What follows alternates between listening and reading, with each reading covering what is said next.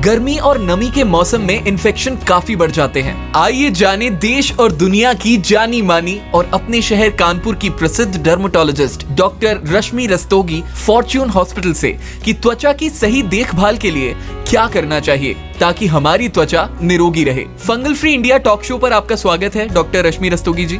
मेरा सवाल आपसे ये है कि फंगल इन्फेक्शन की देखभाल कैसे करें और उससे कैसे निपटें? फंगल इन्फेक्शन आजकल बहुत कॉमन है और यदि हम ठीक से ख्याल नहीं रखेंगे तो फंगल इन्फेक्शन बढ़ सकता है। उसके लिए हमें गुड हाइजीन मेंटेन करनी है, अपने अफेक्टेड एरियाज उनको ड्राई रखना है, क्लीन रखना है और ड्राई ही क्लोथिंग्स हमको पहनने हैं। इसके अलावा हमें शेयर्ड पर्सनल आइटम्स नहीं यूज करने, जैसे कि कोम्स हो गए, टॉवल्स हो गए, ये सब अपने पर्सनल यूज करिए, शेयर्ड आइटम्स ना यूज करें। इसके अलावा लूज फिटिंग क्लोथ्स, कॉटन के क्लोथ्स, ब्रीदेबल क्लोथ्स पहनेंगे तो फंगल इन्फेक्शन का खतरा कम से कम होगा। मेरा सवाल आपसे ये है कि फंगल इन्फेक्शन का इलाज क्या है? फंगल इन्फेक्शन का treatment depending upon the severity of the disease कि कहाँ पे है, कितना है और किसको है, उस हिसाब से हम लोग ट्रीटमेंट डिसाइड करते हैं।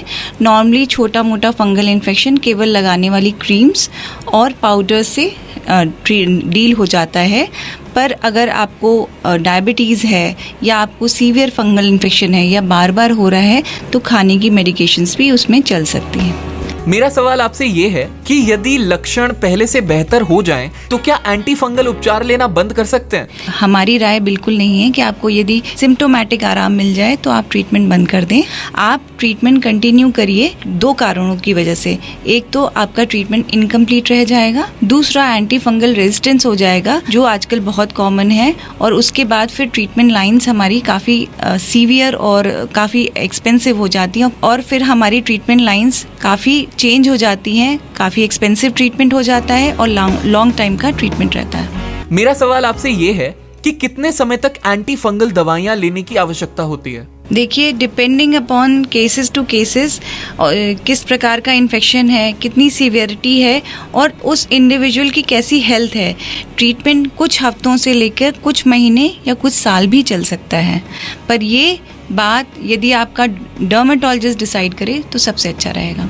मेरा सवाल आपसे ये है कि सबसे गंभीर फंगल इन्फेक्शन कौन सा है? देखिए, सीरियस फंगल इन्फेक्शन कई तरह के हैं। इनमें से पहला है जो सबसे इम्पोर्टेंट है, क्रिप्टोकोकोसिस। ये लाइफ थ्रेटनिंग इन्फेक्शन है जो ब्रेन और लंग्स को इफेक्ट करता है। दूसरा एस्परजिलोसिस। तीसरा इम्पोर्टेंट है हिस्टोप्लाज्मोसिस। ये भी लंग्स और अदर ऑर्गन्स को इफेक्ट करता है, स्पेशली उनमें जिनमें इम्यूनिटी कम है, जैसे कि डायबिटीज है, HIV पॉजिटिव इंडिविजुअल्स हैं, उनमें हिस्टोप्लाज्मोसिस देखने को मिलता है। साथ ही एक डिजीज है कैंडिडियासिस। वैसे तो ये छोटी डिजीज है, छोटा फंगल इन्फेक्शन है, पर जिनको इम्यूनिटी की कमी होती है ये काफी मेजर फॉर्म या खराब रूप में भी परिवर्तित हो सकता है जो लाइफ थ्रेटनिंग हो जाए। मेरा सवाल आपसे ये है कि फंगल इन्फेक्शन की देखभाल कैसे करें और उससे कैसे निपटें? फंगल इन्फेक्शन आजकल बहुत कॉमन है और यदि हम ठीक से ख्याल नहीं रखेंगे तो फंगल इन्फेक्शन बढ़ सकता है। उसके लिए हमें गुड हाइजीन मेंटेन करनी है, अपने अफेक्टेड एरियाज उनको ड्राई रखना है, क्लीन रखना है और ड्राई ही क्लोथिंग्स हमको पहनने हैं। इसके अलावा हमें शेयर्ड पर्सनल आइटम्स नहीं यूज करने, जैसे कि कोम्स हो गए, टॉवल्स हो गए, ये सब अपने पर्सनल यूज करिए,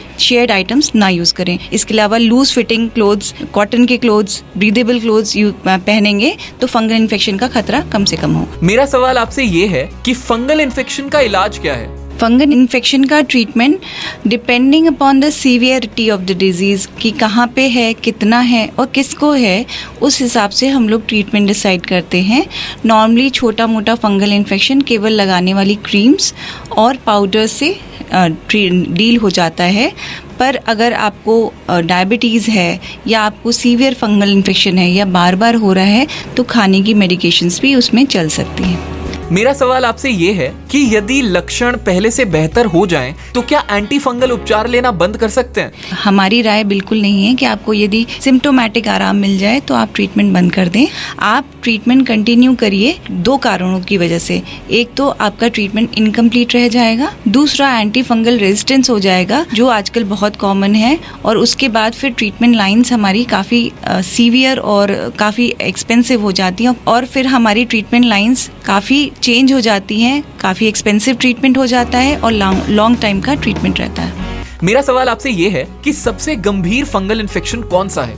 देखिए, सीरियस फंगल इन्फेक्शन कई तरह के हैं। इनमें से पहला है जो सबसे इम्पोर्टेंट है, क्रिप्टोकोकोसिस। ये लाइफ थ्रेटनिंग इन्फेक्शन है जो ब्रेन और लंग्स को इफेक्ट करता है। दूसरा एस्परजिलोसिस। तीसरा इम्पोर्टेंट है हिस्टोप्लाज्मोसिस। ये भी लंग्स और अदर ऑर्गन्स को इफेक्ट करता है, स्पेशली उनमें जिनमें इम्यूनिटी कम है, जैसे कि डायबिटीज है, HIV पॉजिटिव इंडिविजुअल्स हैं, उनमें हिस्टोप्लाज्मोसिस देखने को मिलता है। साथ ही एक डिजीज है कैंडिडियासिस। वैसे तो ये छोटी डिजीज है, छोटा फंगल इन्फेक्शन है, पर जिनको इम्यूनिटी की कमी होती है, ये काफी मेजर फॉर्म या खराब रूप में भी परिवर्तित हो सकता है जो लाइफ थ्रेटनिंग हो जाए। A public awareness initiative for healthy India.